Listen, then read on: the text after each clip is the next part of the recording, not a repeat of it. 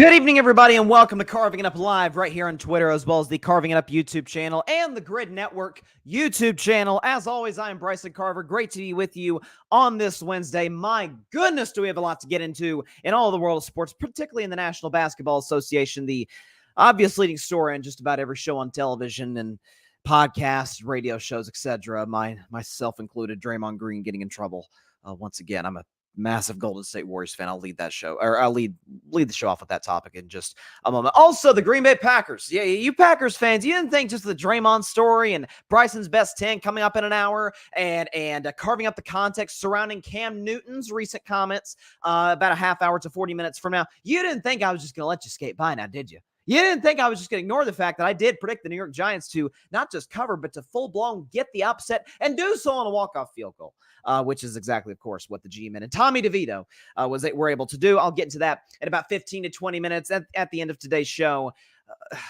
Listen, I'd be lying to you if I said I cared about the game between the Los Angeles Chargers and the Las Vegas Raiders. But nonetheless, got to predict it. If it was on Sunday, it would no doubt be Bryce's bleak bet. Okay, we got Easton Stick off the quarterback of the Los Angeles Chargers against Aiden O'Connell, the quarterback of the Las Vegas Raiders. So times are rough for those teams. Before we get into any sports, though, before we get into any Draymond Green, Golden State Warriors, the whole bit, I did want to lead my show off quickly. I shouldn't say quickly, as if to sound dismissive, but I did want to bring this up.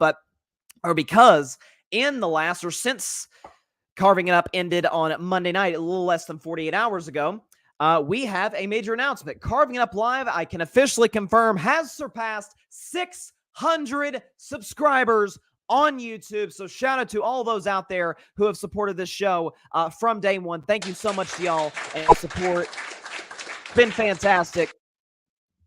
Listen, I started Carving It Up on YouTube in January of 2021. And I remember that day, the next day on that show, I might have actually been wearing this hoodie for all I can remember. I know I was wearing a blue hoodie that day, but it was my first live podcast. I'd done Carving It Up since October of 2019. I was talking about the Buccaneers getting to the Super Bowl and all the a lot of NFL stories at that point, NBA stories at that time. And to think almost 3 years to the day, or I shouldn't say almost 3 years to the day, but nearly 3 years later, getting to 600 again, as I said from the get-go, the road to 1,000 subscribers.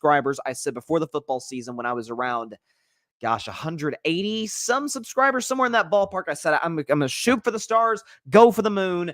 And like John F. Kennedy said in the 60s, go for the moon and get to 1,000 subscribers by Super Bowl 58, which is February the 11th. We have surpassed 600 subscribers. So thank you. I cannot thank you enough for taking a couple seconds out of your day to hit that big red subscribe button and support the show, support me, and support Carving It Up Live. I cannot tell you the support or how much the support means. Listen, I try to put on the best show that I can for you guys. I take a lot of pride in it. And if you're going to take the time out of your day to watch me, the least I can do is to give you the best product possible. So thank you for putting your time into watching the show and into subscribing to the show. And again, if you have not subscribed to Carving Up Live, hey, just takes a couple seconds. If you're watching on YouTube, not if you're watching on Twitter. If you're watching on Twitter, come on over to YouTube. If you're on YouTube, the Carving It Up Podcast YouTube channel, hit that big red subscribe button right. Let me angle my finger right down. Let me do my other finger right down there. That one right there, the red one says subscribe, hit it, and become part of the Carving It Up family. But once again, 600 subscribers to the show. Cannot tell you how much I appreciate the love and support by each and every one of you. Y'all make this show what it is, okay? That the show means nothing without the audience. So thank you so much to every single one of y'all out there. And I promise that was not to delay the Draymond Green thing. I promise you out there, okay? I did want to give love where love is due. Anytime we hit a milestone, want to give love to the incredible audience watching it and listening. All right. But first, oh boy, got to go to the NBA. Got to go to my Golden State Warriors. I'm wearing my Warriors hoodie today. Got to support my team.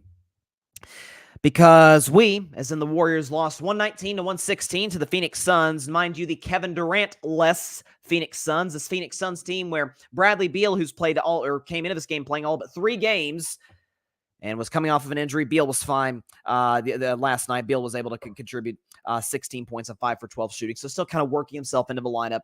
Nonetheless, Golden State fell to 10-13 on the season. We are currently at the 11th seed, and obviously 23 games into the year. A lot of basketball left to go, 59 games to be exact. But if the season were to end today, the Golden State Warriors would not even be in the play-in tournament, much less the real playoffs. So, the big story, though, Draymond Green, and we will play the tape for you guys on the show for those that have not seen it. Draymond Green ejected for a flagrant 2 foul on Jusuf Nurkic. You see him whip his fist around, hit Nurkic. Nurkic is guarding Draymond. Draymond kind of just whips around, knocks Nurkic out, but almost sucker punches him because Nurkic is clearly not watching, and thank God it didn't injure Jusuf as much as it potentially could have. But again, we're showing the replay over and over. Draymond was ejected. Flagrant 2 equals automatic ejection. This is Draymond's third ejection in the last month, third this season, obviously, and only 4 weeks removed from the incident with Rudy Gobert, in which Draymond obviously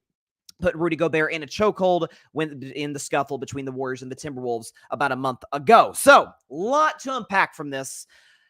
First and foremost, I do want to let Draymond tell his side of the story and then have Nurkic tell his side of the story. So the first soundbite we'll play is from Draymond Green. The second is from Jusuf Nurkic. Take a listen. He was pulling my hip, and I was swinging away to sell the call. Made contact with him. As you know, I'm not one to apologize for things I meant to do, but I do apologize to Jusuf because I didn't intend to hit him. I sell calls with my arms. I don't fall or to sell a call. I'm not a flopper. So I was just selling the call because he was grabbing me and pulling my hip back. So I spun away, and unfortunately I hit him. And so, like I said, I apologize to Jusuf because I didn't intend to hit him. What's going on with him, I don't know. Personally, I feel like that brother needed help.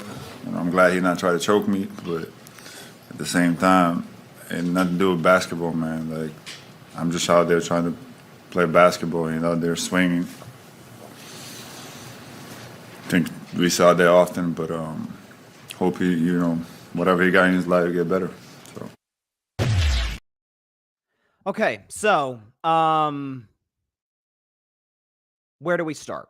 So first of all, this goes without saying, but what Draymond Green did, simply put, was uncalled for in regard to the swing on Jusuf Nurkic. This is yet another flagrant 2 foul. This is 3 ejections in the last month. So I said this in the moment. I put it on social media, put it on YouTube, put it on Instagram, TikTok, the whole bit. I said, if I'm the Golden State Warriors, and I should have clarified further, so I will on this show, I said the Warriors need to call the league office and say, no, we'll suspend Draymond Green. No, let me re-clarify.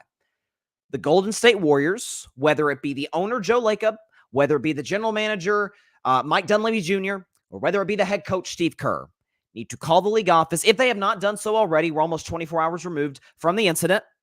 Calling Adam Silver, Joe Dumars, whoever is some of the higher-ups in the National Basketball Association in New York, I believe, is where the league office is. Call them and say, you know what, guys? Y'all conduct your investigation. Let us know what you find. We will suspend Draymond because we feel we can make a bigger impact and a bigger statement by suspending him.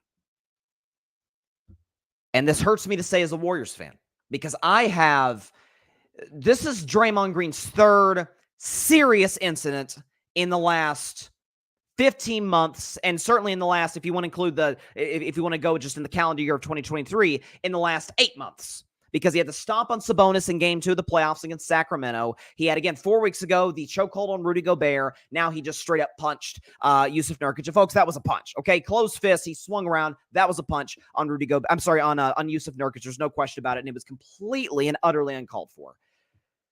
I have defended him at every turn, not just this season or even last season, but throughout his career.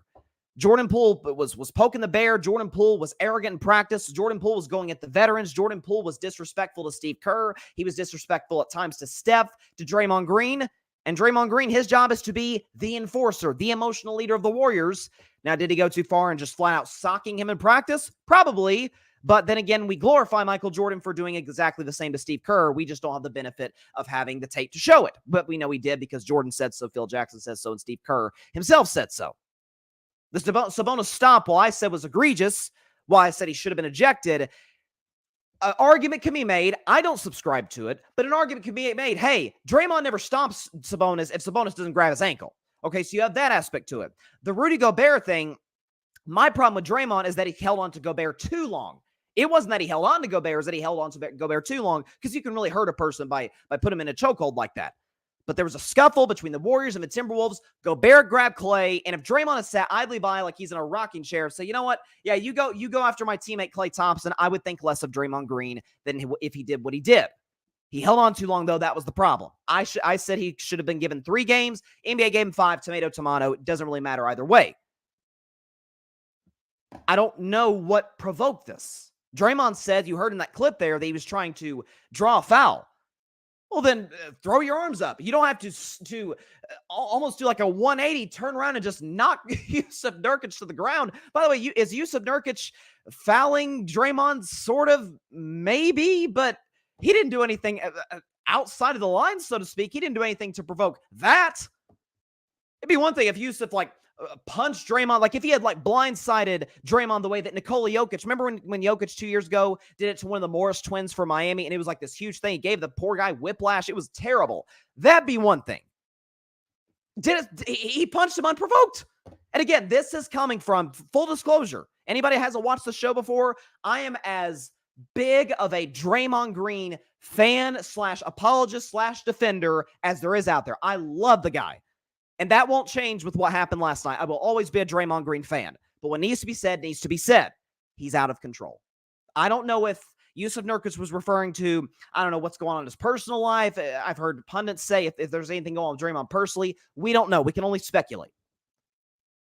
But he's out of control. I don't know if it's an anger issue. I don't know if it's a trying to prove a point issue, because remember the press conference he said when he came back from the 5-game suspension with the Gobert incident, Draymond said that I will never apologize for playing the way that I play, and kind of doubling down. And I kind of warned the Warriors against this when this whole happened. I said, I think Draymond's going to double down, and I never said something like this might happen, certainly within the last 4 weeks.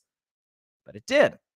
And Draymond's out of control. I want to, just for a moment, I want to look this camera, this web camera on my laptop right now, dead in the eye, or dead in the camera, dead in the lens, whatever. Okay? And not talk to the audience for just a moment, although you are part of it. I want to talk to Draymond Green for just a sec. I don't know if Draymond will see this, although Draymond will have plenty of free time on his hands. That goes without saying. More on what I think his punishment should be in a few minutes. Draymond, are you more about winning, or are you more about your ego? Are you more about proving a point to the league, or are you more about trying to turn a Warriors season that's kind of gone to hell, so to speak, around? Because if you look at the Golden State Warriors, and you look at every other key veteran player there, or at least that's been there for the course of the dynasty, the vast majority of the dynasty, outside of Steph, they've been a virtual disaster. Kevon Looney was so bad, and I've been a big Looney fan for a long time. I said he was the best offensive rebounder in the NBA. He really hasn't been this year, at least thus far. He can turn it around. He's fully capable, but thus far that's not been the case. Kevon Looney benched in the second half. Andrew Wiggins, who's been nothing short of unwatchable over the first month and a half this season, benched in the second half. Klay Thompson scored 7 more points than I did and is shooting sub 40% from three-point range and barely shooting 40% from the field as a whole. And Klay, in the fourth quarter, was benched. The Golden State Warriors, if you look at their leading scores last night, Steph Curry led the Warriors in scoring with 24, an inefficient 24. He took 24 shots to get just as many points. But this is interesting to me. Steph Curry was the Warriors' leading scorer with 24. The next, not 1, not 2, not 3, not 4, 5 Golden State leading scorers. Brandon Podziemski off the bench. Jonathan Kuminga off the bench. Chris Paul off the bench. Dario Saric off the bench. Moses Moody off the bench. All of them, aside from Saric, is somewhat of a veteran. Chris Paul definitely is. He's in his 19th season, but is still very much an impact player in this league, which is why I love the trade back in June. Those 5 guys were the leading scorers after Steph. Then you finally get to Klay Thompson with 7 points as a starter.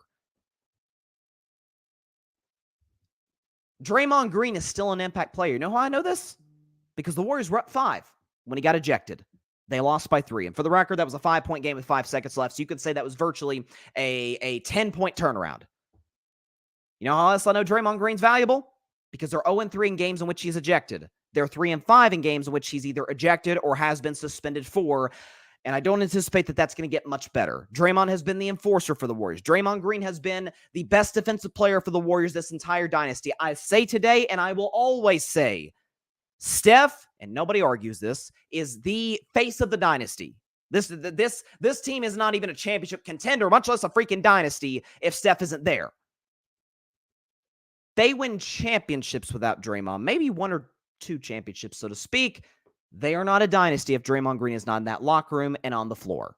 That is undeniable. He's been the best defensive player, one of the best defensive players in the league. At one point, he was the best defensive player in the kind of the late 2010s era. He's been the de facto point guard, point forward at times for Golden State, getting them in and out of offenses. He plays his best basketball in the playoffs. He's been the emotional leader for the Warriors. And his mental telepathy with Steph and Klay Thompson is outstanding. His basketball IQ is off the charts. So for anybody that says, oh, Draymond Green's doing this because he can't play anymore, don't know what they're talking about, and they clearly do not watch the games.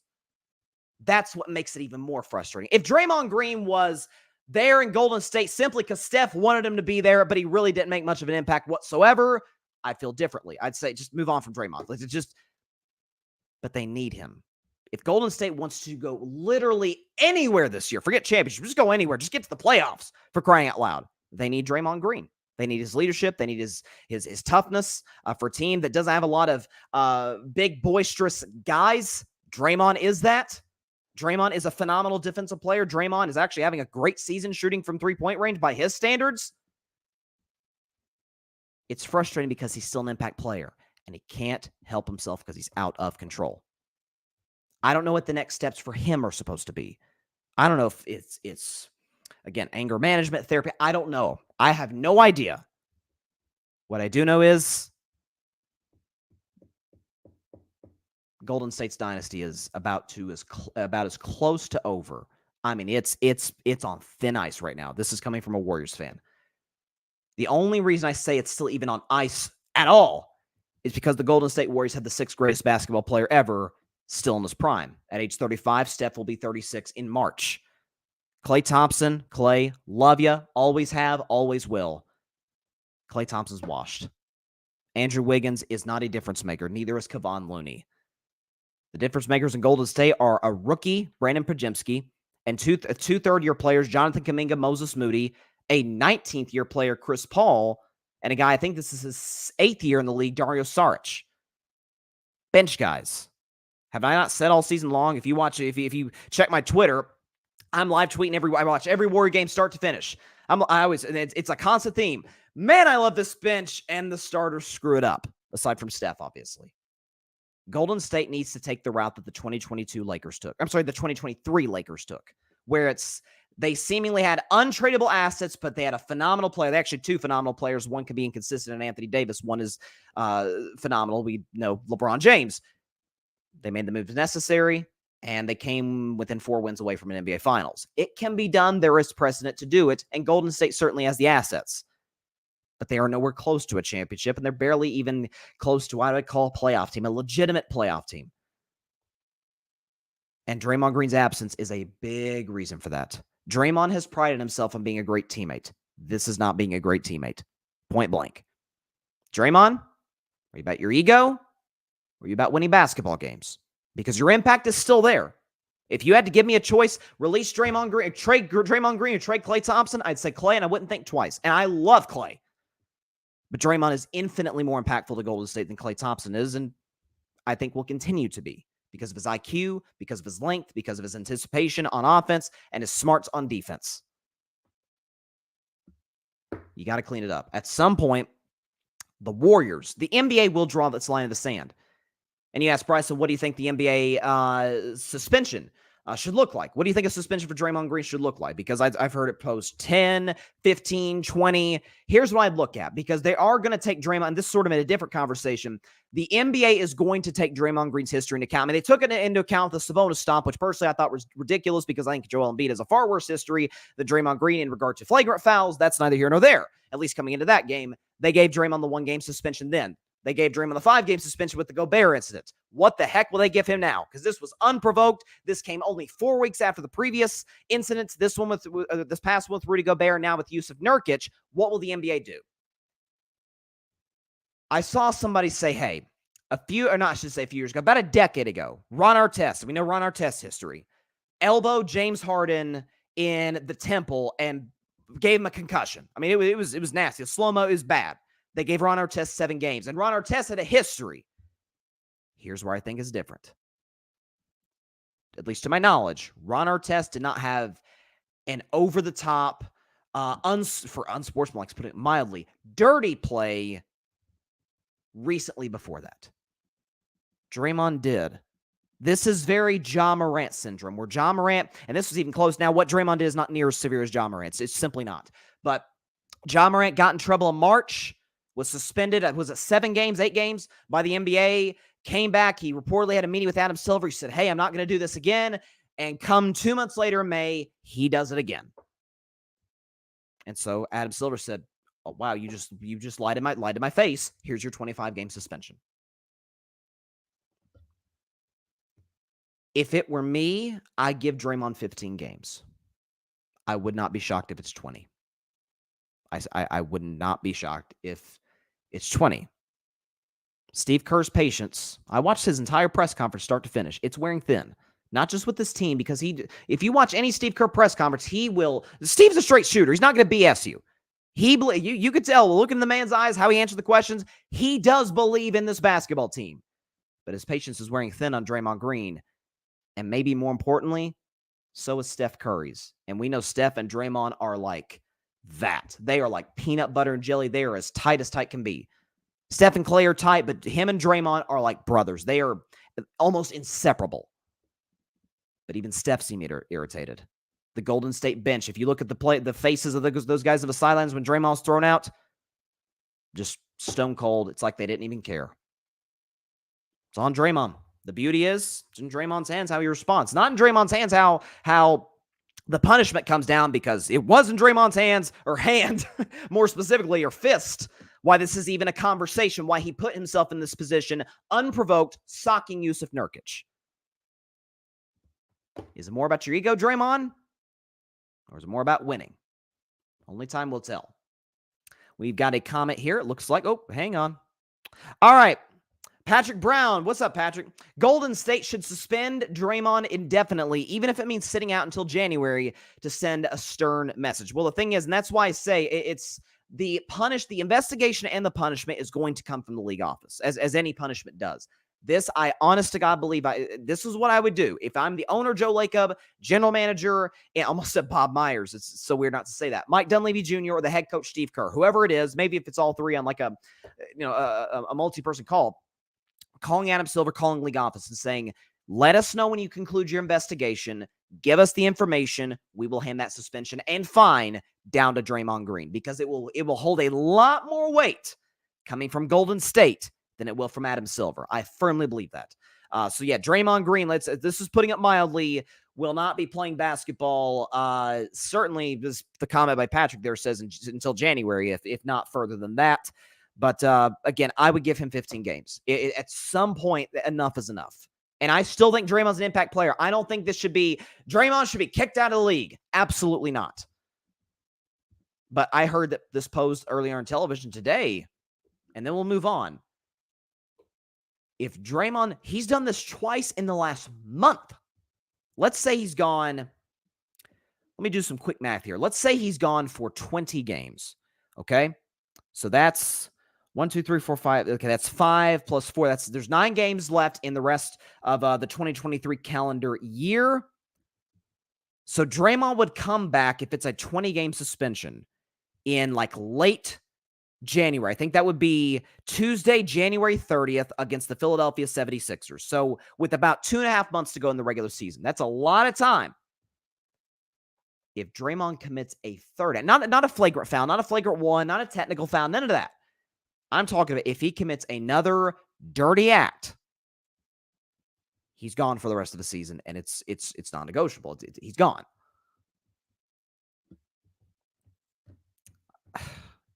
Listen, my Warriors are searching for a lot of answers, particularly in the rotation. I should say, particularly in the rotation as far as the starters are concerned, which sounds very weird. Like you can count on the bench more than you can the starters. It's odd, which is why I think Kerr, you saw last night, made some changes. I think moving forward, he's going to make some changes. I think Kuminga's going to be in the lineup for Wiggins. And in short order, Pajemski might be in the lineup for Clay.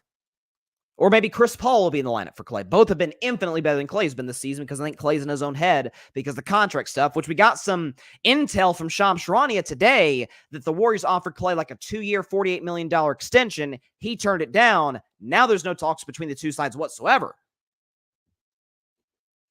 And the last thing for Golden State, and then I promise you I'll move on to the NFL because I know that you're not just here for a Draymond Green show, but Steph Curry, again, I need to mention this, is 35 years old. He's going to be 36 in March. He still looks unbelievable. I still maintain I think he's one of the 3 best basketball players on planet Earth. If you had to take any player in the NBA for one game, Steph would be amongst my 3 of LeBron and Jokic. Now, I don't think LeBron is top 3. I think he is top 5, so he's not far off. I think Jokic is the best player in the world, and as great as Luka's playing, as great as Embiid's playing, I definitely haven't seen Embiid prove it in the playoffs. Luka, I have seen it, but I would simply trust Steph more because I've seen him do it more times in high leverage moments. I feel the same way about Steph at this stage of his career as I felt about LeBron last year. I remember doing a segment almost around this exact time of the year in December of 2022. It might have been December, January, where the Lakers were struggling. They couldn't win games. Anthony Davis was getting hurt, and LeBron was just putting up insane numbers. I said, Lakers, you have, at that time, it was LeBron's 5th year in LA. I said, LeBron has been in LA 5 years. You've been real contenders once. Don't give me 2021. Phoenix was better. Phoenix got to the finals, came 2 wins away from a championship. They were not going to win the championship that year, simply put. They weren't. 2019, they didn't even make the playoffs. 2020, they won the championship. 22, they added Westbrook, and it was a disaster. And then they started 2022-23 on a low note. I feel the same way about Steph. You have one of the greatest, it's not like I need to tell the Warriors this, but you have one of the greatest basketball players who's ever walked this earth. I think number 6 all time. I think he is banging on the door of the top 5 greatest basketball players of all time, and he's still in his prime. You can't waste the last few years of peak Steph Curry. You simply can't. A guy of that stature should be playing for titles every single season, like any other superstar would. I'm not going to write the Warriors off. I simply will not do that. But there needs to be massive changes if they want to stay in the hunt to even contend for, forget the championship, for a playoff spot. And Draymond needs to control himself. It's that simple. Can he? Remains to be seen. I did not think I'd be spending a half hour on Draymond Green. But listen, I had to, that's where I'm at. I had to kind of empty my heart, empty my soul as a lifelong, and when I say diehard, I mean diehard Golden State Warriors fan. That's why it hurts me to my core to say what I said about Draymond just now and about Clay being, forget past his prime. Clay is washed at this point. That hurts, man. I grew up with those guys. I grew up with Steph, Clay, Draymond, Andre Iguodala, those guys. So it hurts to say that, but I'm not just going to ignore what my eyes are telling me, you know? I know sometimes you have folks out there, one of them happens to be running for president, who tells you, don't believe your eyes. I don't believe in that whatsoever. But I did want to mention this as we sort of transition because, the fact of the matter is there was a football game. Well, actually, there was 2 football games on Monday night, both highly entertaining. Both came down the wire. There's no question about that. But Packers fans, you didn't think the Draymond Green story was just going to make me ignore what happened at the Meadowlands, MetLife Stadium against the New York Giants. This is not carving up the context, so I'm not going to use the Deion Sanders phrase that I will get to in about 12 minutes. But DJ, drop that track for me. Cheesehead Ozzy's. Go, Pack, go! Hey, yeah. Go, Pack, go! More time. Go, Pack, go! I happen to be related to a Packers fan. She's actually my sister, and she was, her and all Packers fans all around Packer Nation. And by the way, the Packers are one of those fan bases, like the Cowboys, like my Steelers, the 49ers. There's certain franchises that just seemingly have a fan base, and they travel so well, not just around America, but worldwide. A lot of Packers fans out there.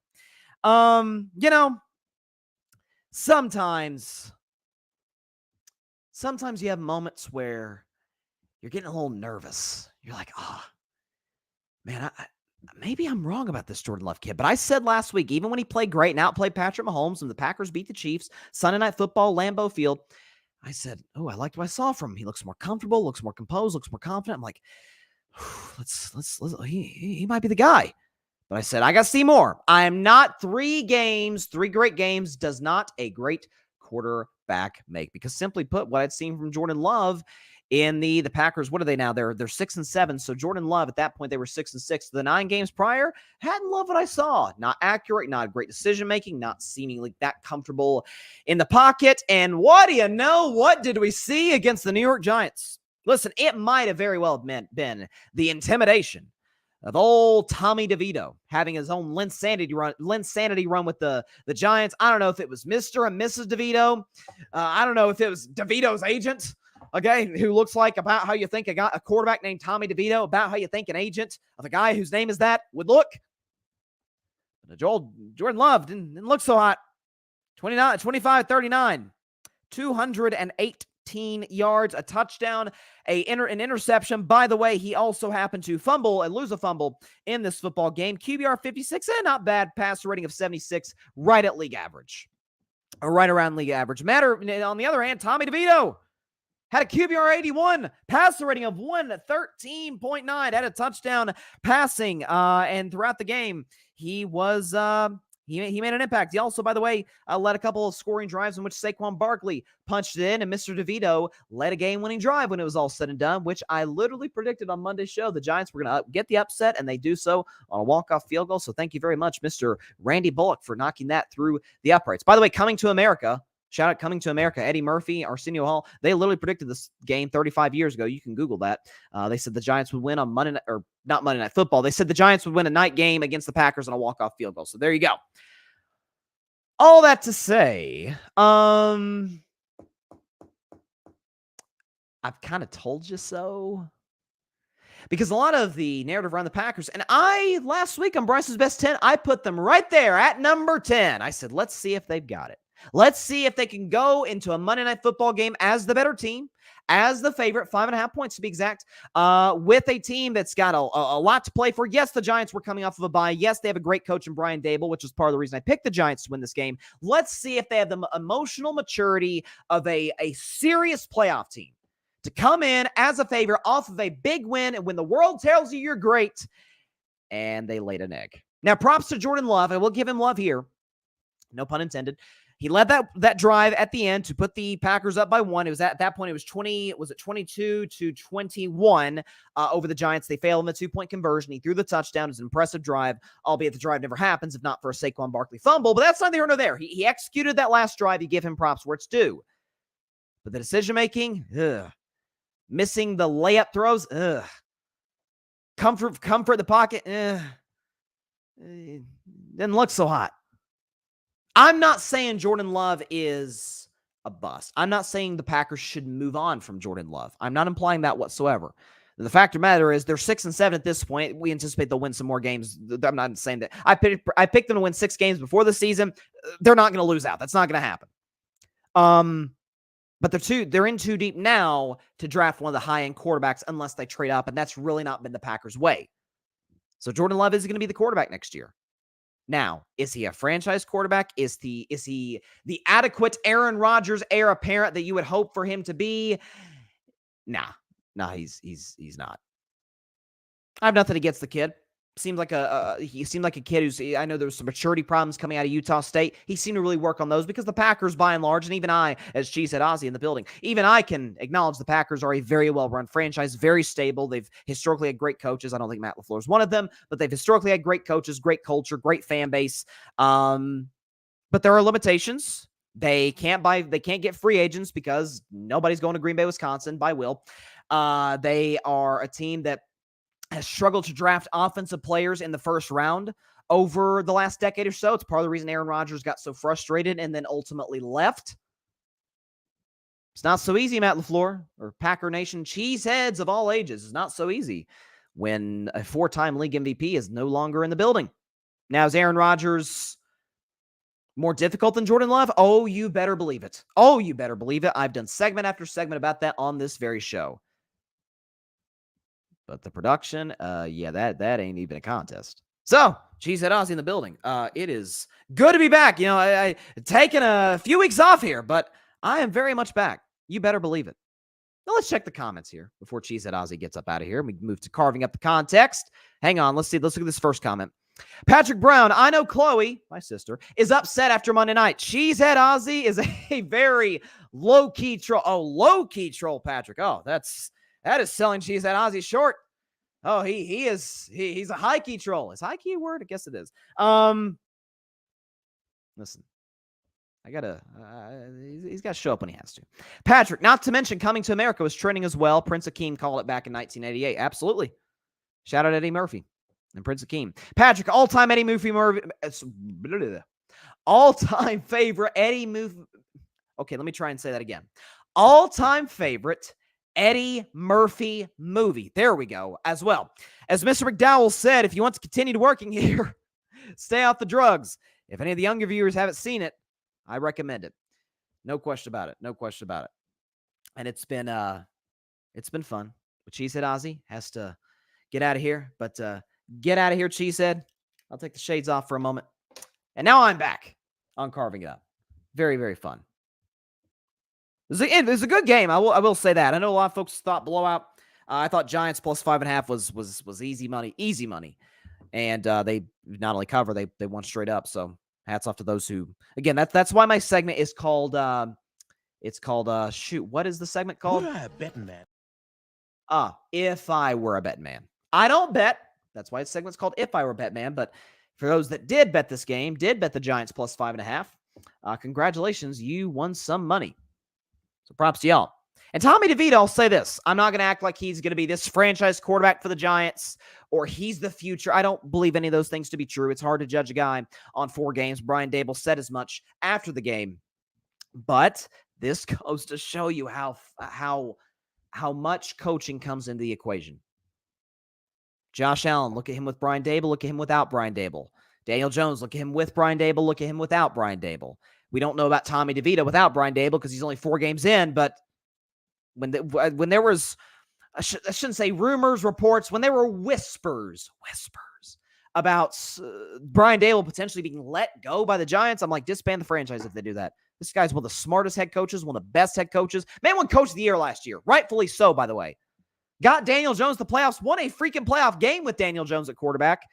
Highly impressive. So, Brian Dable, and this now goes out saying, it's easy to say this now, but I've said this from the jump, the least of the Giants' problems. I love this comment here. I see it right here. Let me put this up here by John Rivera of the Fan Perspective podcast. He's got the Italian, the thing, the hand thing that the DeVito family and some of the Giants players and many at MetLife Stadium were doing. That's wonderful. I love it.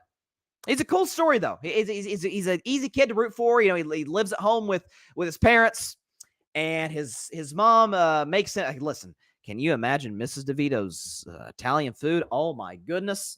He got a good home cooked meal after that game. Shout out to the DeVito family. He needs to make his bed, though. I'm not one judge. He needs to make his bed, though. But it's a cool story. Giants are 5-8. I know there are people like, hey, they're a game out of the playoffs.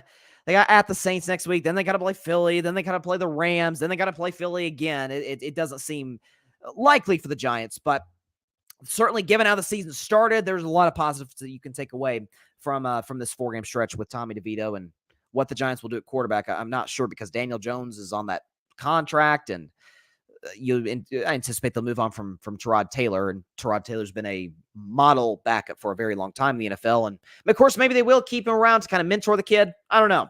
The quarterback situation with the Giants is very interesting because the money involved, I'm not sure.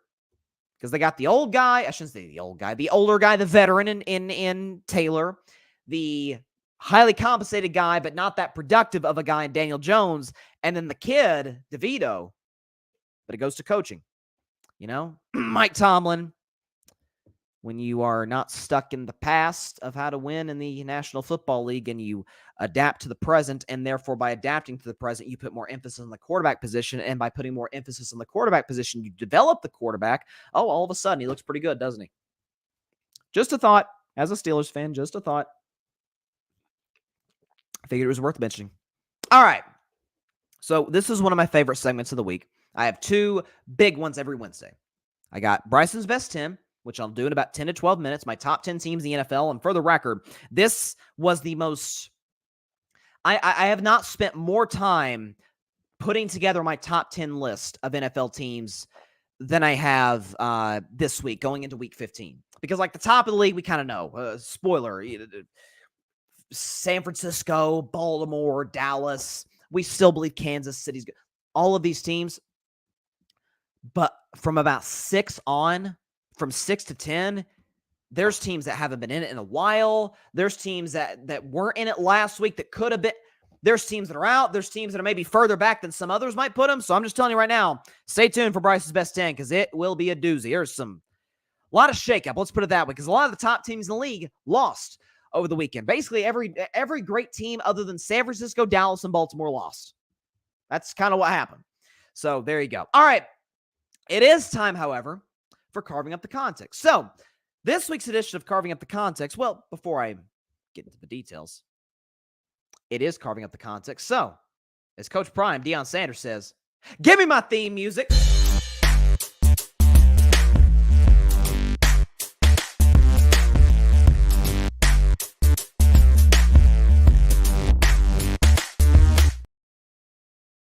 On this week's edition of Carving Up the Context, we've got an interesting one. So, former NFL quarterback Cam Newton, who has his own podcast, it's called 4th and 1. He's got his own podcast now. He's got his own YouTube channel. He's got over 1 million subscribers. Shout out to Cam. But he was talking on his show about game managers at quarterback. Now, for those that are wondering, like, what's a game manager? Well, a game manager is a type of quarterback who his job is to make the necessary throws when he has to, but just don't mess the game up. Don't throw an interception that could cost you the game. He's not the type of guy Cam is going to talk about. I'll show you in this clip about game changers, guys who you need to win a championship, the guys of that status. He was talking about 4 specific guys that he deems game managers, and two of the guys that he mentioned, it rubbed me the wrong way, I must say. But before I give you my take, let's hear Cam's take. Brock Purdy, Tua Tagovailoa, Jared Goff, and really, Dak Prescott. These are game managers. They're not difference makers. And when you say game manager, I'm not asking you to go out and win the game. I'm just asking you not to lose. Not to lose the game. Listen, I don't give a damn what you do. You don't have to score every time. You just don't have to throw a pick every time either. If we're going to really call a spade, a game manager is different than a game changer. Well, he is right about that last fact. A game manager is very different from a game changer. And fact of the matter is, Cam Newton is one of the more productive quarterbacks that we've seen in the last decade plus or so. Cam Newton has an MVP on his resume. He has a Super Bowl appearance on his resume. He is probably the greatest rushing quarterback of all time. You could argue Michael Vick, Lamar Jackson, etc., but Cam's numbers simply back it up. I believe he has the most rushing touchdowns of any quarterback ever. There's the guys that have come into the league similar to Cam's kind of mold, Josh Allen in particular, big guy, mobile. And Cam Newton, listen, in his career, if you had to give me, around the time that he was in his prime, if you had to give me, hey, Bryson, pick any of the quarterbacks in the league, which one just looks like a quarterback? I'd say take Cam Newton from the Carolina Panthers. Big, strong, bigger than most quarterbacks that we're accustomed to, but big, strong, $1 million smile, good looking, productive. At one point, he had the dab, he had the signature dance move. Again, got the Panthers to the Super Bowl in that one year in 2015, was getting to the playoffs, NFC South champions. And if you had to tell me, give me a quarterback, what does a quarterback look like? I would say, give me Mr. Cam Newton. He had it all. Except for the things that a couple of the guys he mentioned, they have things that Cam never had. I think it's interesting he mentions Dak Prescott and Brock Purdy as game managers. Dak is a far more egregious one than Purdy, but nonetheless, I think both, that is a insane take. I think what's interesting is the fact that Dak Prescott and Brock Purdy, know the difference between them and Cam? They're more accurate than Cam. They are not more mobile than Cam, but mobile enough in a league with mobile quarterbacks. They are more accurate. I mentioned they're more accurate than Cam. They're more coachable than Cam. They're better leaders than Cam. Dak is awesome at the line of scrimmage. Purdy is great at anticipation throws. Cam was not great at either. And Cam's out of the league. And Cam's been out of the league for 2 years. So Brock Purdy, He's a game manager, according to Cam Newton. That's really funny. So he's just, don't screw it up, Brock. According to Pro Football Focus, the guy who's a game manager, Brock Purdy, is ranked first by Pro Football Focus in terms of passing grade. This is, by the way, this stat is on 20 throws of 20 or more yards down the field. Here's where Brock Purdy ranks according to Pro Football Focus. He has a passing grade of 99.2. That ranks first in the NFL. He has a passer rating 138.5, second in the NFL. He is tied for fourth in completions with 27. He's tied for first in touchdowns with 9 and has the best completion percentage, again, on throws of more than 20 yards down the field of 65.8%. A game manager, in the simplest terms, again, as Cam mentioned, as I mentioned before Cam's take right there that you heard, you can make somewhat of a case that that is Tua and that is Jared Goff. I'm higher on Goff the most, but I would understand that take by anybody. It is insanity, it is ludicrous, and it is simply not watching the games, the tape, or looking at the advanced stats to say that Brock Purdy is that. And Dak Prescott, far more egregious. What's interesting, too, if you think about Dak Prescott and Cam Newton, has Dak reached the highs that Cam has? No, he hasn't. Although I'd argue this season he's in the midst of doing just that. He's about to win league MVP, just like Cam did in 2015. He's not going to go 15-1, or in this case, 16-1 or 15-2. He's not going to do that, but he has the Cowboys in the best position they've ever been into in a Super Bowl since the 90s, so you have that component on there. But Dak has not reached the emotional and statistical and, spiritual high, so to speak, at least at the quarterback position, as Cam has. He's certainly not reached the lows that Cam has, and that matters. Let's look, because this is very interesting. I looked at this earlier today. I'm like, let's look at Cam Newton's stats in his entire career, which appears to be over, and compare it to Dak's stats. The game manager, Dak Prescott. Let's check their stats. Oh, wait. Cam Newton played basically 30 plus games more than Dak Prescott has played, and Dak only has 4 fewer wins. Dak has a significantly better completion percentage than Cam. He has significantly more pass yards per game than Cam. He has just as many touchdowns as Cam with 52 less interceptions than Cam. He has a far better passer rating than Cam, and their playoff records, tomato, tomato. Dak 2-4, Cam 3-4. Might as well be identical. Dak's better than Cam. From start to finish. I thought this was interesting as well. Game manager, Cam Newton is the guy to tell us who's a difference maker. Did you know that Cam Newton never, you can check it out yourself, had back-to-back seasons of winning seasons. Now, he had 3 straight years of making the playoffs, but 2013 winning season, 2014 they went 7-8-1 and won a terrible NFC South. Sounds very familiar to today, by the way. The NFC South is just, it's in the dumps right now, kind of like it was in 2014. And then 2015, he broke through. He got to the Panthers to the Super Bowl. He was amazing. He was the MVP, and frankly, deservedly so. But, yikes. Since that Super Bowl appearance, Cam Newton, the guy who's definitely not a game manager, went 23-37 after his MVP year, and in his final year in the league, the last time we saw Cam Newton, he was cut by the Patriots in favor of Mac Jones. And when signed by the Carolina Panthers, re-signed, I should say, by the Carolina Panthers later that year, he was benched for P.J. Walker. But Dak's not a difference maker. Brock Purdy is not a difference maker. They are not the difference between winning games and losing games. People talk about the Panthers being in this compromised position that they're in now, where they're not just irrelevant, they are easily the worst team in the league. Were they much better with Cam?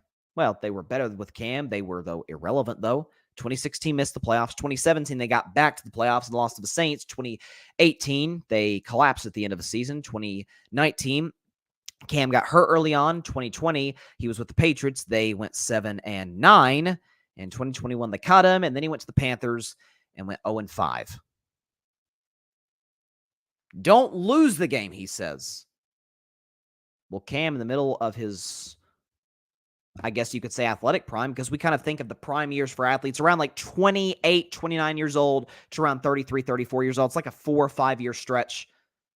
So Brock Purdy's a game manager, and Dak Prescott's a game manager, you know what I think Cam sees? He sees a guy in Dak who has very good tangibles and amazing intangibles. And the same can be said about Brock Purdy, by the way. He sees those guys. He sees the mold for quarterbacks today, and he knows he's not it. Guys like Joe Flacco are still playing in the NFL and, frankly, playing well. Brian Hoyer is playing in the NFL, or played in the NFL this year. Didn't play well, but he's still in the NFL. Older backup quarterbacks still kicking. Aaron Rodgers still in the NFL. We are actually having questions about whether or not Aaron Rodgers can come back from a blown Achilles at age 39. Because those guys, by and large, were accurate, good team guys. Aaron, not so much, but Aaron's talent is some of the greatest we've ever seen in the history of the sport.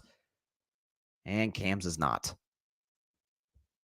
So Dak, by and large, give me Dak's career, give me Cam's career. I'll take Dak's any day of the week.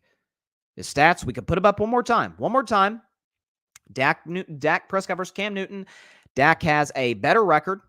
Dak has a better completion percentage. Dak has more pass yards per game. Dak has just as many touchdowns as Cam with 52 less interceptions. Dak has a passer rating 14 points better than Cam Newton and only has one fewer playoff win than Cam Newton. It's, in some instances, the same guy. In some cases, a more productive guy. And Brock Purdy, and listen, I have pushed back against the idea that Brock Purdy is the MVP over Dak Prescott, but do I think he's a franchise quarterback? Oh, no question. Accuracy is off the charts. Leadership is off the charts. Mobility is very good. Anticipation throws, he's one of the best, if not the best in the NFL, outside of probably Joe Burrow. Game manager, huh? Yeah, the way I see it, according to Vegas, top 2 for MVP. I'll leave it at that. Got a lot of comments here. My man Parnell. What's up, Parnell? He says, in fairness to Cam, Dak and Purdy were never as dynamic as Cam. Dak was a game manager in the first 3 years because of Zeke and how great Zeke and the offensive line was. Dak over the years has improved. I don't know about better leader than Cam. Cam was a better leader than you give him credit for. For Purdy, he's considered mid because the offense around him. Well, the numbers, advance and face value, scream Brock Purdy is not mid. He's simply not. Do I think he's top 10? Probably not. But do I think he's 11, 12? Yeah, but that ain't mid. Parnell, plus Tua has shown he can be more than just a game manager. The problem with Tua was Brian Flores and injuries. That is absolutely fair. Plus, this is Parnell still, plus Cam hasn't had the receivers or weapons that Dak had. Fair enough. Cam never had anybody as good as CeeDee Lamb, but I would argue Dak certainly never had a tight end as good as Greg Olsen. Is it fair to say that? And since Dak, because, listen, Parnell is right. I'll pull up Parnell's first comment. He said, Dak was a game manager in the first 3 years because of Zeke and the O-line. Absolutely true. I do not disagree with a single word of that. But he's evolved into something different. Folks, he threw for 4,900 yards and 30 touchdowns in 2019. In 2020, in the limited action, he had him 5 games. Folks, he had the most passing yards through 5 games in the history of the NFL to start a season before his ankle snapped. In 2021, 4,800 yards and was it 37 touchdowns, which happens to be a Cowboys record. This year, last year was an outlier. We all kind of acknowledge that. This year now, leading vote getter for, not vote getter, they haven't voted yet. Leading candidate for MVP, most touchdown passes in the league. One of the best in terms of passer rating, QBR. Let's see. Patrick says Cam Newton is a little beside himself that he's not playing. Dak and Brock are having awesome seasons, whereas Cam's ego has kept him away from football. Dak over Cam any day of the week, no doubt about it. Parnell, Cam also never had a route runner like a great route runner like Amari. Yes, but I'll ask you this, Parnell: as inaccurate as Cam was, do you think he would have gotten the ball to Amari as well as Dak did? Because if you remember, Amari Cooper had an amazing rookie season in 2015, had, I think, a pretty good season in 16. 17, not the same guy. First 6 games of 18, not even close to the same guy. Gets Dak Prescott, boom. Offense takes off in Dallas at the end of 2018 and going into 2019. Parnell, some of those numbers in 2019, Dak put up empty calorie numbers, plus against good teams, he struggled. I could show you multiple games against good teams in which he took them down the wire. I could show you the Saints game. I could show you the Vikings game. Both of those teams made the playoffs. Now, the Eagles game, if you want to hold that game against him, be my guest. That's one of the worst games of Dak's career. Did he have a shoulder injury? Yes. But we're not going to give you that excuse when you're one of the best quarterbacks in the league. We wouldn't give it to Mahomes. Now, Mahomes is better than Dak, obviously. We wouldn't give it to Josh Allen. We wouldn't give it to some of these guys. So we're not going to give it to Dak. But still, at the end of the day, 4,900 yards. Like, that's... Dak was top 5 in passing yards that year. Would I say he's a top 5 quarterback that year? Of course I wouldn't say that. Absolutely not. But this notion, and I've heard a lot of this. Oh, Dak is we've never seen Dak look better. Yes, that is true. But Dak has never sniffed elite until this year. The numbers, the film, the wins, everything that matters literally says the exact opposite. Like, that's one of the things that I got a kick out of with Dak is the first 3 years of his career, the Dak, I won't even call them haters, the Dak skeptics were saying, yeah, he's winning, but his stats, not great. Well, then the next couple of years, Dak's, the wins are not there. The Cowboys went, I think it was 8-8 in 2019, and then in 2020, in 2020, they were like 2-3 if you include the game that Dak got hurt, and they were 1-3 going into that game, but Dak's numbers were off the charts. Well, starting in 2021, the numbers were amazing. The wins were there. Well, win the playoffs. Well, 2022, he does win in the playoffs. He actually just so happened to retire the greatest player in the history of the sport with a 4-touchdown game. I'm just saying. This all matters. And now this year, the wins are there. The stats are there. Shocker, shocker. And I can tell you right now, only time will tell, but Dak stays healthy. Big knock on wood there. That is going to remain the case. And as for Brock Purdy, listen, I know I'm very careful when I talk Dak and Purdy for MVP because I never want to make it sound like that I am anti-Purdy. Because there are some people I watch on television, listen to radio that are like legit anti-Purdy. And I don't get it. Act like, oh, he's just Jimmy Garoppolo 2.0. No, he's not. He is simply not. The numbers back it up. The film backs it up. Kyle Shanahan's trust in him, which is reflected in the film, backs it up. He's a better deep ball thrower, more mobile than Garoppolo, a better decision maker than Garoppolo ever was. And so I think Purdy is a franchise guy. I've said that for a while now. And to act like he is some game manager, if you took Purdy out the Niners, their backup is Sam Darnold. Do I think they'd still be good? Absolutely, because their roster is loaded. Do I think they'd be a Super Bowl contender? No, I don't. If they matched up against Dallas or Philly, I'd take Dallas or Philly. I simply would. And if you took Dak off the Cowboys, we've seen what they are offensively without Dak, and it ain't pretty. They struggle to break. They're like the Cowboys by the numbers are the Pittsburgh Steelers when Dak misses games. I mean, there's one game in 2021 against Minnesota where there's an outlier, but I think there was one game, and I think it was last year, one of the games Dak missed when they played the Rams, and Cooper Rush threw for like barely 100 yards. So, and that's not a shot Cooper Rush because he's a good backup, but the offense drops precipitously when Dak is missing in action, no question. And ever since Purdy took over for Garoppolo, the Niners' offense has reached new heights. But Cam Newton is dead wrong here. Patrick, Cam's immature behavior after losing the Super Bowl done it. He's never recovered, and that's where his career took a whirlwind. Yeah, it's. Listen, I will never be the guy to tell an athlete how to react to a loss. Never. As a fan, when your team loses, especially loses a championship, speaking from experience as a Warriors fan, it freaking sucks. It sticks with you all week. You can't focus on school, on work. It sucks. Now magnify that about 100 times with an athlete. It is, it's awful. And however, I'm especially this way with quarterbacks way more than any position. I think there is a way at the quarterback position in which you are to conduct yourself. And simply put, that Cam Newton press conference after that Super Bowl was an abject disaster. I remember at the time Deion Sanders calling him out for it. It was bad. And yeah, Cam really hasn't been the same player since. He really hasn't been. More comments. Parnell, plus we have to stop bringing up win-loss as a quarterback stats. If win-loss record matters, then Dak is better than Herbert. Well, first of all, Parnell, Dak is better than Herbert. He's beaten him twice, outplayed him twice. But I do agree with you. I'll put up your first comment. Yes, win-loss, I am 1,000% in agreement with you that win-loss is not always a quarterback stat. That's why, again, I pushed back on the Jimmy Garoppolo thing for years. That, hey, if you look at Jimmy G's win percentage, it's like top 8 all time. It's like he's not even, and it'd be like guys like Aikman, Montana, Brady. I'm like, he's not even close to these guys. So yes, wins is not, let's put it this way, Parnell. I think if we judge a quarterback strictly off of wins and losses, it can be a bit misleading. But it certainly isn't irrelevant. It isn't something we should just act like doesn't matter. I mean, it does matter that Tom Brady has won more games than anybody. Now, does the Super Bowl championships help? Of course they help.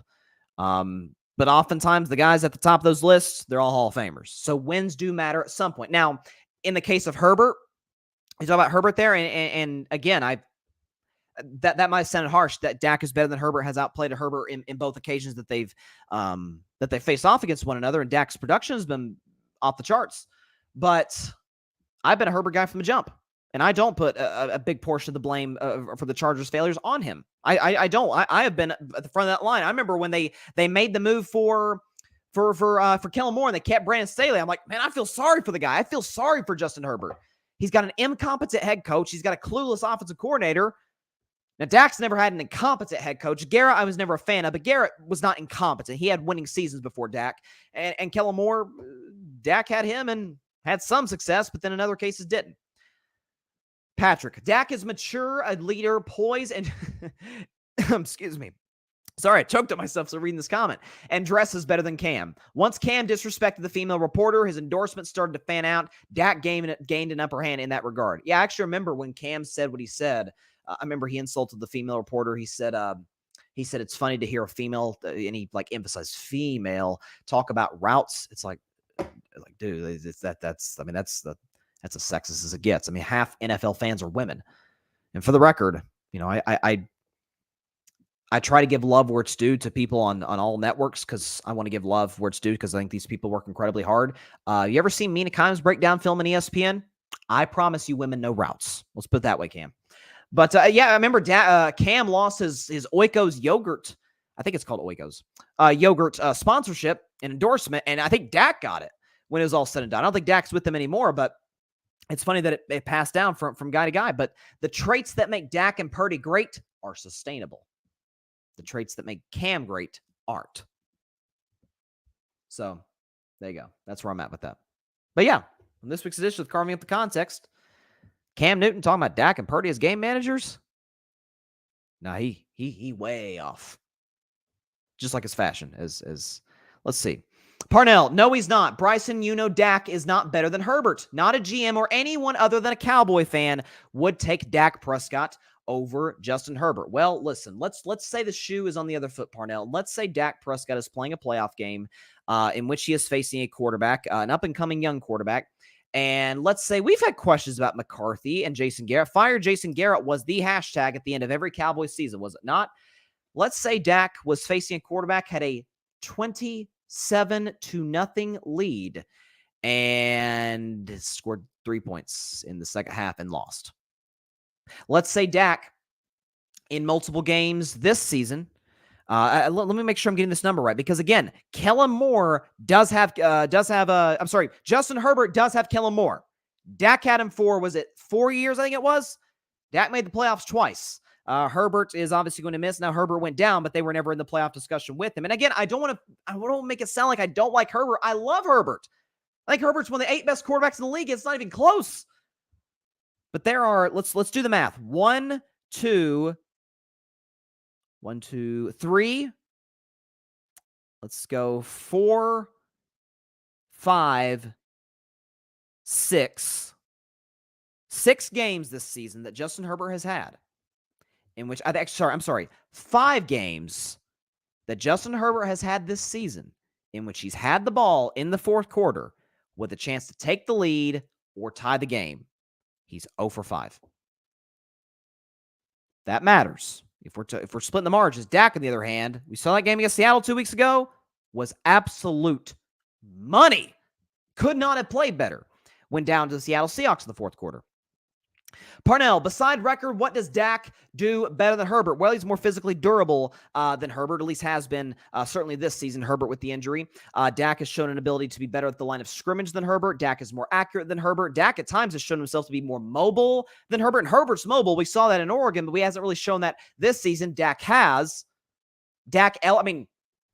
Would Dak not kill for a Mike Williams as his number 2 receiver? Because Herbert's got Keenan Allen, Dak has CeeDee Lamb. Well, I think CeeDee's better than Keenan Allen, although Keenan Allen's still pretty good. Dak would kill. Now, he's been hurt, but would kill for Mike Williams as his number 2. Dak would kill for an Austin Eckler as his running back. Dak would, I mean, listen, Rashawn Slater, Tyron Smith's good. Rashawn Slater's a better left tackle.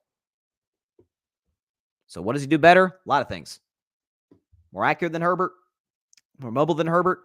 I don't think Herbert's a bad leader. I think he's more of a quiet, lead by example type of guy, which is, there's nothing wrong with that. But Dak is the heart and soul of the Dallas Cowboys. Everything starts and ends with Dak Prescott in that Cowboys locker room. I don't think that's the case with Justin Herbert in LA. Does that mean I don't think he's good? No, I think he's amazing. I said, I don't have the graphic here, but I did a segment like 2 months ago where I talked about blank check quarterbacks, 8 guys in the NFL that I would say, you know what? If they came to my negotiation table, blank check, I'm fine with paying them whatever to keep them around. It was, in no particular order, it was Mahomes, it was Burrow, Allen, Lawrence, Dak, Hurts, Herbert, and Lamar. It was those 8 guys. I'm not willing to put Purdy in there yet. I'm definitely not willing to put Goff in there yet. Stroud has been amazing. I need to see him do it another year before he goes in that category. Patrick Brown, Herbert. If Herbert had a real coach and an offensive coordinator, I'll leave it there. Herbert is a sensational talent, but is being wasted with Brandon Staley. There's no question about that. No question about that. But again, if we're splitting the margins, Dak was still very good. He was excellent. It was excellent in 2021 with Kellen Moore. Herbert is having the worst season of his career with Kellen Moore. Now, I put more of that in Kellen Moore, but it was better. Parnell, Tim Tebow has a better record than Big Ben. Would you take Tebow over Big Ben? Of course. Eli beat Brady twice in the Super Bowl. Is he better than Brady? Of course not. But that's not the only thing that you heard me mention, Parnell. Dak's more accurate. Dak's has been more durable physically. Dak has shown an ability to be more mobile than Herbert. Dak is better outside the pocket than Herbert. Dak's a better leader than Justin Herbert. Dak was more successful with the offensive coordinator that Herbert currently has. That matters. All of these things, listen, as bad as Brandon Staley is, as much as I think he should lose his job at season's end, should have been lost his job last year after the Jaguars loss.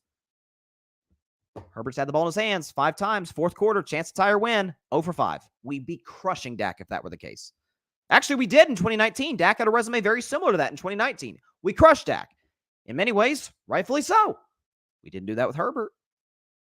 I mean, we didn't. So that to me, that's a false equivalency, Parnell. It isn't just, did he beat him? It factors in. It's a factor. It's not the factor. Yeah, Tebow did beat Big Ben in a playoff game and actually kind of outplayed Big Ben. Eli beat Brady twice, outplayed Brady both times. Of course, nobody would take Eli over Brady. Nobody would take Tebow over Ben. It is a factor. It is not the factor. Parnell, it's like a full-blown debate now, and then we'll move to Bryson's best 10 after this. Parnell, CeeDee Lamb is better than all of those receivers on the Chargers. Johnston with key drops, and Williams can't stay healthy. Other than Eckler, what else? Well, first of all, Eckler's better than Tony Pollard and is better than anything Ezekiel Elliott put out from 2019 on to last year. And now Johnston, you got me. I was dead wrong about Johnson. Dead wrong about Johnston.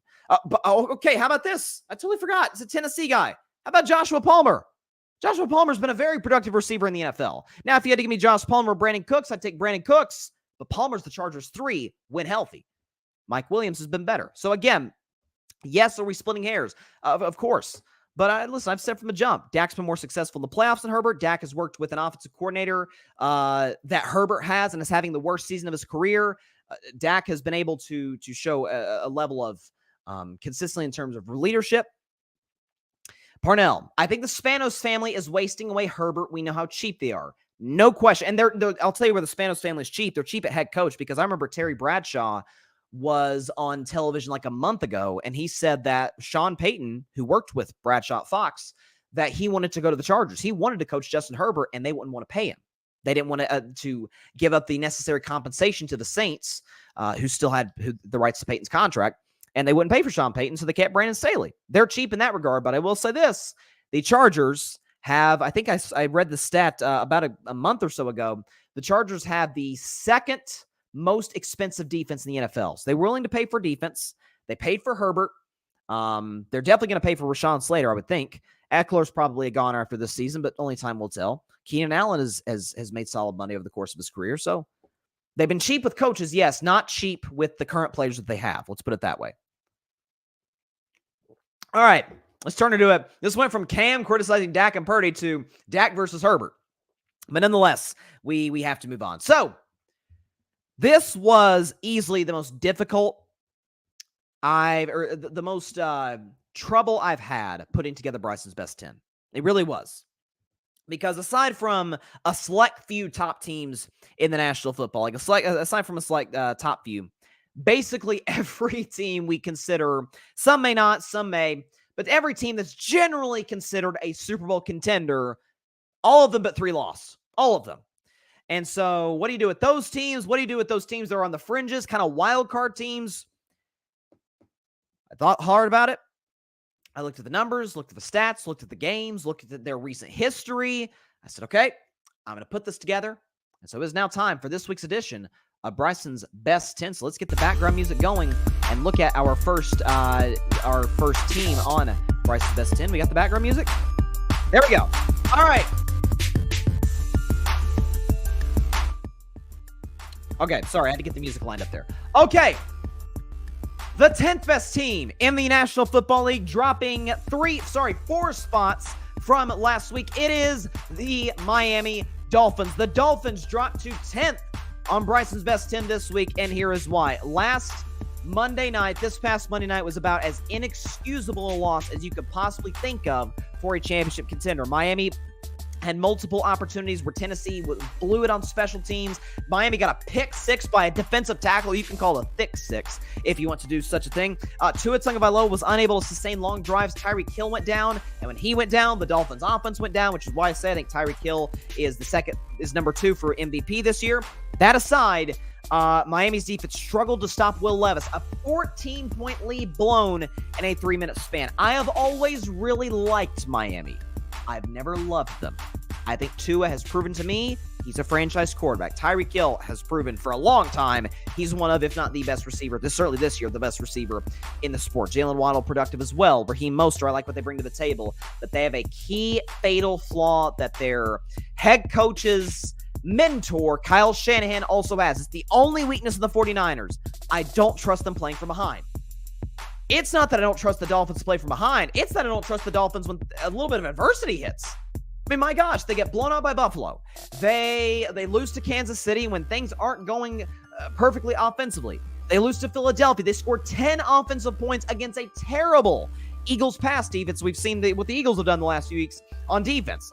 And in this game against Tennessee, you actually get breaks to go your way.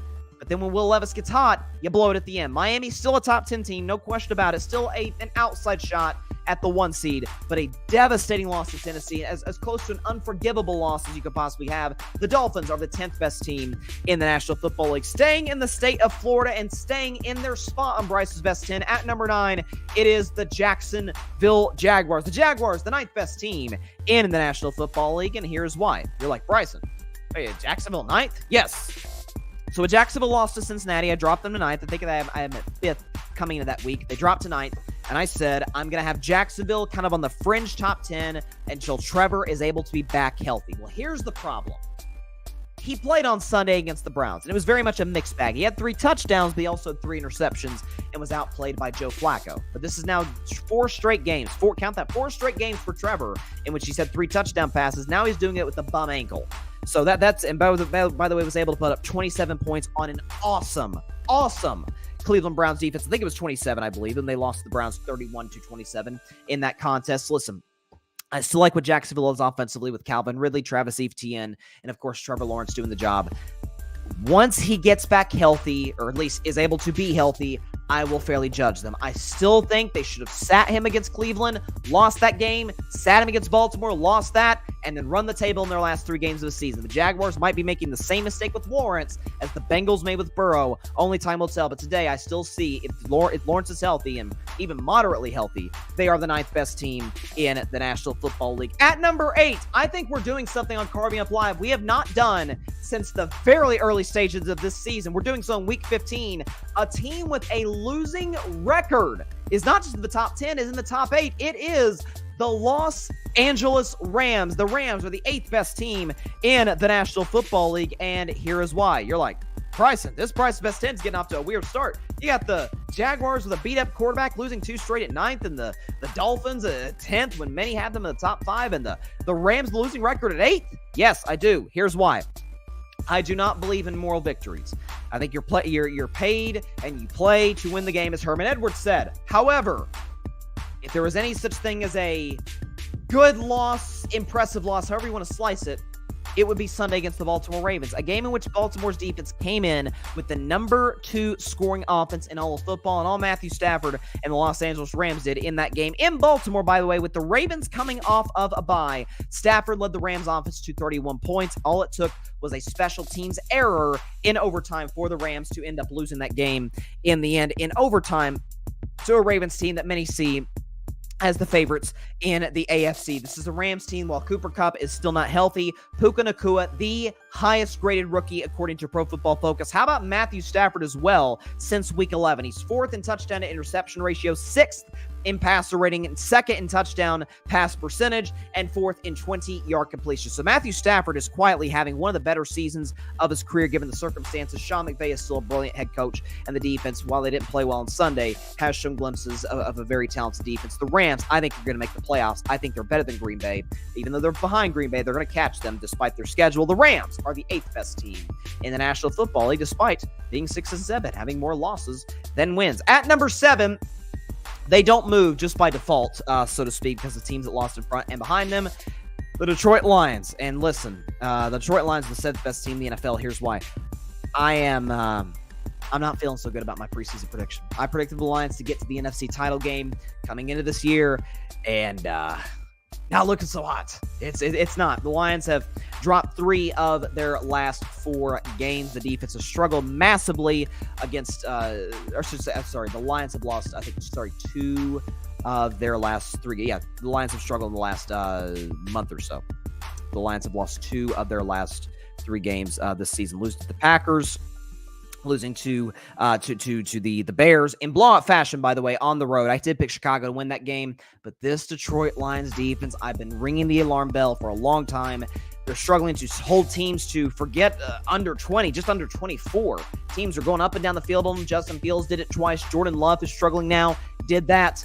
Derek Carr and at times Jameis Winston with the Saints, a terrible Saints offense at times, went up and down the field in this Lions defense. Now, I still love this offense. I think they'll bounce back. I like their personnel and what they have there in terms of the coaching staff with Ben Johnson and with Dan Campbell for that matter. They have got to fix the defense. Can they? If they will, they can put themselves sort of on the fringe of the contenders in the NFC, but right now I have Detroit kind of where they belong as the 7th best team in the National Football League. This next ranking makes me sick, but I have to call it how I see it. A team that was not in Bryce's best 10 last week now jumps to number 6. It is the Cleveland Browns. The Browns, the hated Browns as a Steelers fan, are the 6th best team, rather, in the NFL. And here's why. So Cleveland was winning their games solely off of great defense and solid running game, kind of the old school way. Now, there is a cap on this. There is a ceiling to this in terms of how long it can last and whether or not it translates to playoff success in the modern NFL. It does not, but Joe Flacco. How about Joe Flacco? Okay, he's signed off his couch against a Rams defense. We see what they're capable of doing. And at a passer rating in the mid-70s and a couple touchdown passes. Then he shows up against the Jacksonville Jaguars defense, albeit they're reeling. But Joe Flacco goes out there and throws 3 touchdowns and has a passer rating of 92. This man was on his couch just weeks ago. Now he's leading the Browns to big-time wins and showing glimpses of the 2012 playoff run, elite debate discussion. Joe Flacco, he's playing really good football. I'm telling you, when the Browns get great quarterback play, they're about as tough of a team to beat in the NFL as there is with their running game with Ford and with Kareem Hunt and that great offensive line. And they did lose one of their offensive linemen for the season, which is brutal. But Myles Garrett's playing amazing. The Browns secondary, while he is injured as well. Frankly, everybody's injured at this stage of the year. Who's more injured than others? The Browns are playing great defense and really, really productive offensively. Cleveland, much as I hate to say it, the 6th best team in the National Football League. At number 5, dropping a spot from last week, it is the Kansas City Chiefs. The Chiefs are the 5th best team in the NFL, and here's why. First off, I believe this is Kansas City's lowest ranking on Bryce's best 10, and for good reason. They've lost 3 of their last 4 games. The offense seems to be in a complete state of of shock right now.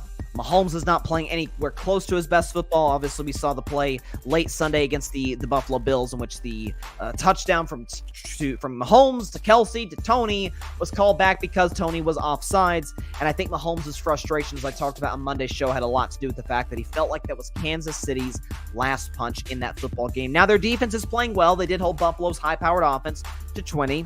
They played very well after Buffalo went up 14-0 in the first half, only giving up 2 field goals after that. I still believe Kansas City can get it right. I do. I think the coaching is there. The quarterback play is there. They still have a Hall of Fame tight end, and I do like Rashee Rice a lot more than most, and the defense is excellent. So they are still very much a contender. I don't think anybody in their right mind would be shocked if the Chiefs end up in Vegas in Super Bowl 58. But at the end of the day, I cannot lie about what I've seen from them offensively. They have not shown it over the last few weeks, and really most of the season, if not all season long. The Chiefs, whilst they still have a great defense, an awesome quarterback, and an awesome coach, and still a productive tight end, albeit he seems to be showing signs of age. The offensive line struggling. Pacheco was out. The Chiefs right now are the 5th best team in the National Football League. At number 4, they drop a spot from a week ago. It is the Philadelphia Eagles. The Eagles are the 4th best team in the National Football League, and here's why. So, they've suffered not 1 but 2 straight blowouts to the 2 teams that I have above them in the conference, that obviously being San Francisco and Dallas, losing 42-19 to San Francisco at home, mind you, and then 33-13 to the Dallas Cowboys. To the Eagles' credit, by and large, their offense has been overwhelmingly productive. They came into that Cowboys game with the 6th-ranked scoring offense in all of football, so they were productive in that regard. Jalen Hurts playing pretty good football, some of the best football of his career, given the fact that he's hurt, given the fact that he's had to play from behind in a lot of these games. But this Philadelphia Eagles defense is absolutely positively atrocious in virtually every way, shape, or form. If you look at their numbers over the course of this first part of the season, they're 28th in opponent points per game, 30th in opponent red zone touchdown percentage, dead last in the NFL in opponent third down percentage, 28th in opponent pass yards per game, 31st in opponent touchdown to interception ratio, and 29th in opponent passer rating. So this Eagles defense can't stop a nosebleed, and Jalen Hurts and the offense is kind of struggling for it. They're not playing complimentary football. They have a massive game against Seattle, and I think this is an opportunity for Philadelphia to say, yes, we are contenders. We are the defending NFC champions. We have an elite quarterback and at least a competent defense, although they have shown that at all this season. I think the Eagles still have the capability. They still have the roster to potentially get to and win a Super Bowl, but right now I'm not liking what I'm seeing from them. The Eagles are the 4th best team in the National Football League. At number 3, it is the Baltimore Ravens, and now this obviously makes me sick as well as a Steelers fan, but the Ravens, can't lie about what I'm seeing. They are the 3rd best team in the National Football League, and here is why. So, I thought that win against the Rams, and by this list, you know how highly I think of the Rams, think even with the losing record, they're the 8th best team. I think the way Baltimore has been winning the last month, especially with the Mark Andrews injury, consider the fact that they've had a great defense. They've been able to stop teams from really getting to anywhere between 15 and 20 points. They've been playing well, but the offense has kind of sputtered ever since Andrews went down. But for them to play a Rams defense that have been hot as of late, and to score 37 points, albeit 6 of those came on a special teams touchdown at the very end. But Lamar Jackson playing outstanding football, running the football, throwing the football. The Baltimore Ravens running game seems to be in good shape. Odell Beckham Jr. seems to be more and more comfortable in this offense. And because of that win, yes, Lamar has to at some point at least creep into the MVP discussion with about a month of play to go. I like what I'm seeing from the Ravens offense. Listen, every defense, especially when facing a hot quarterback and a hot team, which the Rams are, every defense has the right to have a bad game every once in a while. They showed, like what a lot of Super Bowl contenders show, they can win in multiple different ways. The Ravens showed you that in that game. They are the 3rd best team in the National Football League. At number 2, staying right where they were at from a week ago, it is the Dallas Cowboys. The Cowboys are the 2nd best team in the National Football League, and here is why. So look, it goes without saying that Dak Prescott has been the best quarterback in the league this season, is the MVP this season. And if you look at what he's been doing statistically this year, he's been absolutely phenomenal. In the Cowboys' 5-game winning streak, he's graded first by Pro Football Focus at a grade of 93.8, 15 touchdown passes to 1 interception. The thing that shocked me the most about Dallas, and I don't know if it's sustainable, but I liked what I saw nonetheless, is the fact that against a great Philadelphia Eagles defensive front with Jalen Carter, Fletcher Cox, and company, the Cowboys were able to rush for 138 yards and about 4.3 yards per carry. So Dak did not have to be Superman for the Cowboys to win this game. CeeDee Lamb is still one of the most productive receivers in the sport, 3rd in the NFL, I believe, in receiving yards. And given the weapons Philly has, given the desperation Philly has, with the division on the line, with the 1 seed potentially on the line as well. A.J. Brown and Devontae Smith, Dallas Goedert back in the lineup. Stephon Gilmore had one of the better games of his career, forcing a fumble. The Cowboys forced 3 in all in this game. This defense is finding its way. They're top 10 in the NFL in scoring defense. The Cowboys offense is one of, if not the best offense in the NFL, and it all stems from Rain Dakota Prescott, the MVP of the NFL. The Cowboys are the second best team in the National Football League and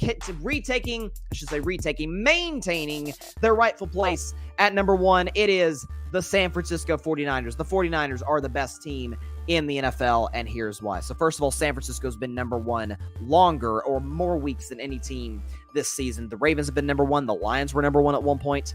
The Chiefs have been number 1 before. Baltimore, number 1 in here. San Francisco, number 1, and here's why. So they're taking on a Seahawks team. Again, desperation matters, and divisional familiarity matters. And I get Drew Lock was starting at quarterback for Seattle. I get that. But Brock Purdy having one of his more impressive games of his very young career. 368 through the air, couple touchdown passes, and a pass rating of 122. George Kittle was very good.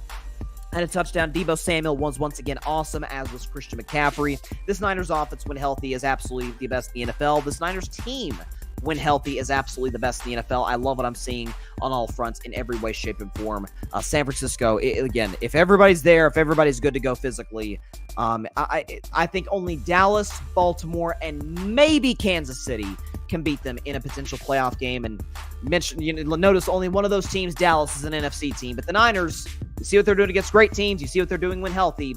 They are the best team in the National Football League. And if I could pull up a graphic real quick, I'm pretty sure I downloaded it about who I thought was the best team. So we can just recap, have them all in one graphic here. All right, pulling it up because I just want to, it's nice to see like the whole big picture of where I've got it going into week 15. Here we go. So there you go. There's my top 10 teams right there. From 1 to 10, I got the Niners, Cowboys, Ravens, Eagles, Chiefs, Browns, Lions, Rams, Jaguars, and then finishing off with the Miami Dolphins. I did not like what I saw from Miami in that game whatsoever. Let's see. Patrick Brown's in the comments. He says the NFL will play its first ever game in Brazil in 2024. I did love to see that news. NFL trying to expand the game as much as they have as much as they can globally. We know they've obviously had games for many years in London. They've had games in Germany, which I got to admit, of all the international atmospheres that the NFL, where they've taken the NFL overseas, I think Germany might be my favorite. I think the fans, the energy is off the charts. They sing Take Me Home Country Road by John Denver. I'm like, man, this is Germany. But it's really cool. The atmosphere between the Bucs and the Seahawks there was great last year in Germany. The Chiefs and the Dolphins game was a great atmosphere as well. So, but to see the game extended to Mexico City, we've had games there as well. And now Brazil, great stuff. I'm curious to see who they'll have them playing in Brazil. But that'll be very, very fun. It'll be great for the NFL and great for Brazil. No question about that. I don't know where in Brazil they're having the game. I think Schefter reported earlier, if I can pull it up. Because thank you for mentioning that, Patrick. Adam Schefter. Where is he? There he is. Okay, so Schefter said, according to sources today, that, if I can pull it up, yeah, I hope I'm saying this correctly. My Espanol is average at best. Sao Paulo, I think is how you say it. Anybody who's fluent in Spanish, I apologize if I butchered that. But that's where the game will be. That will be the site of the NFL's first regular season game in Brazil. So there you go. Yeah, thanks for saying that, Patrick, because that's great for the league. Anytime you can grow the game is always a plus. And that's, people get on Goodell, and I think my one criticism of Roger has been his inconsistencies in terms of domestic violence. But outside of that, I think he's been an A+ commissioner. He's worth every penny. And a commissioner's job is to make the game better and to grow the league, and he's done both. So props to Goodell. All right, before we get out of here, and I have background music when I predict games. I really do. This one, simply put, does not deserve it. This game does not deserve background music, and I will be as brief as possible because I know nobody.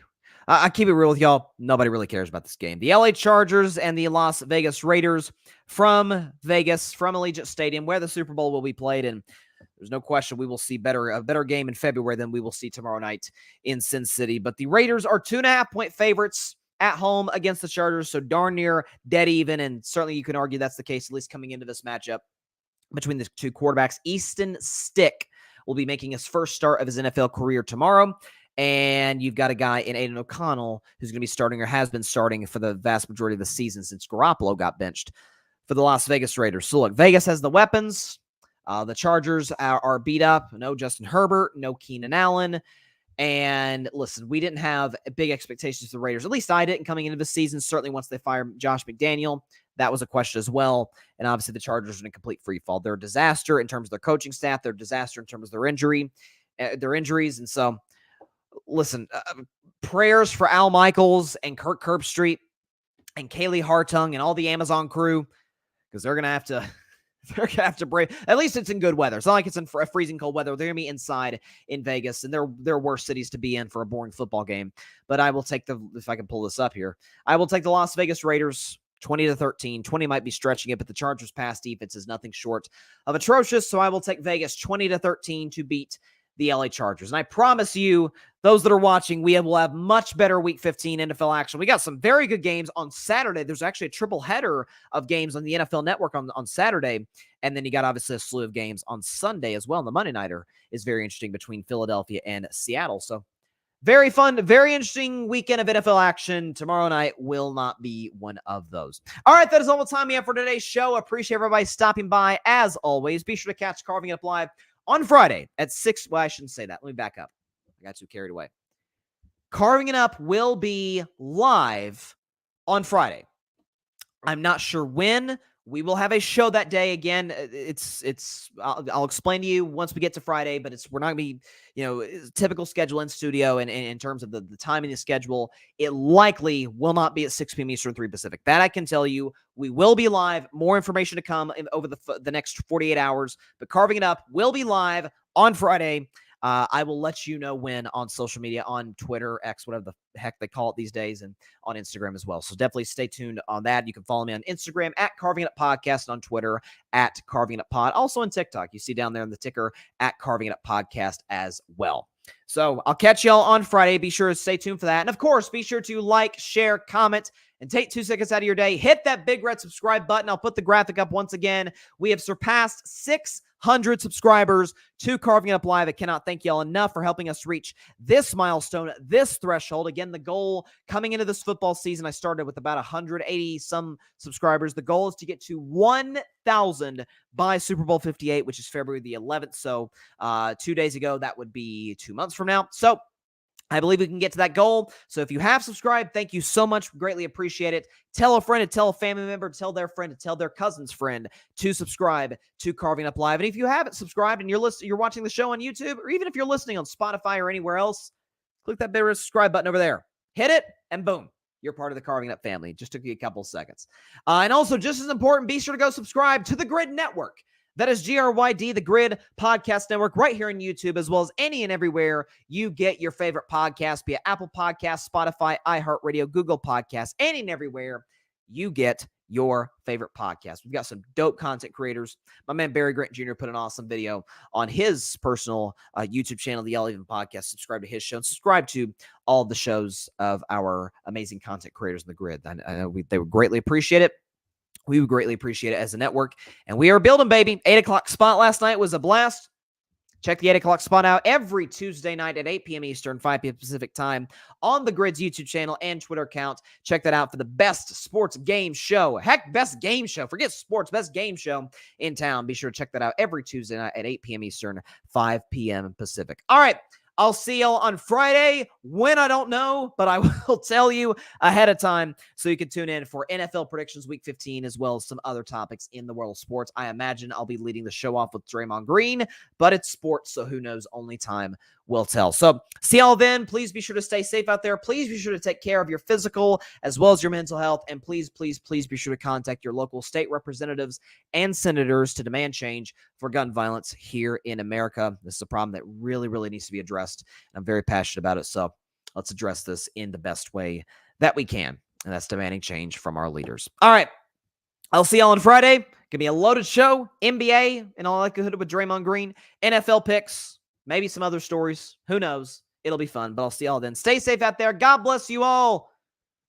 Peace out. It was nice to have Cheesehead Ozzy back in the studio, wasn't it? Thanks so much for watching the show on YouTube, and be sure to go click that big red subscribe button and check out the other clips and full shows from Carving It Up Live, as well as our other incredible content creators here on the Grid Network.